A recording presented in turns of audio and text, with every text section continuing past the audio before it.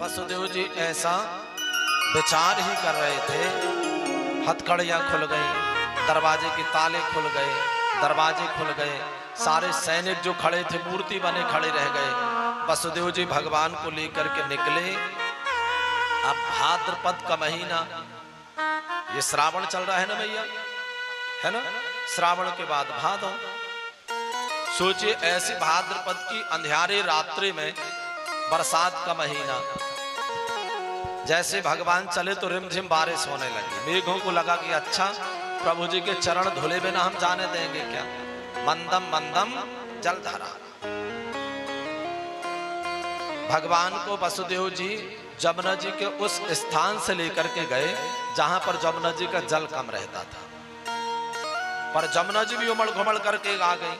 हमारे प्रभु जी आए हैं, बिना चरण धुले कैसे जाने देंगे। अब एकदम से उमड़ घुमड़ करके आ गई। भगवान ने कहा लो इन्हें मिलने की पड़ी है, इन्हें यह भी नहीं लग रहा है कि साथ में पिताजी हैं, न को शर्म ना आए रही जाए।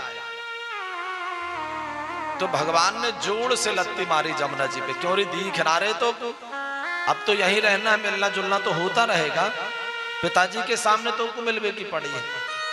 तो जमुना जी एकदम से लजा करके और नीचे चली गई। और वसुदेव जी उस पार गए, नंद महलों में पहुंचे।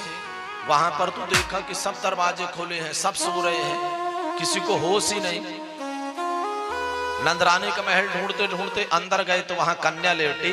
भगवान को लेटाया, कन्या को उठाया, बार बार मुड़ करके भगवान को देखते रहे। फिर कन्या को लेकर के और मथुरा के कारागृह में पहुंचे।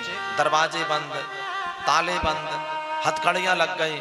सैनिक एकदम से उठे, कन्या चिल्लाई और उन सैनिकों ने भी चिल्लाया कि आठवां हो गया। एक ने चिल्लाया, बात लास्ट वाले के पास तक पहुंच गई, जो कंस के पास सैनिक खड़ा था। और कंस भागा भागा आया। बहन जी बार बार कहती रही कि भैया ये कन्या है, आपका क्या बिगाड़ेगी, पर कंस नहीं मानता है। बहन के हाथ से कन्या को छुड़ाया, पटकना चाहा, छूट करके आकाश में गई। भैया कहा किम मया हत्या मंदा, अरे दुष्ट तू मुझे क्या मारेगा, तेरे मारने वाला तो ब्रज में प्रकट हो चुका है।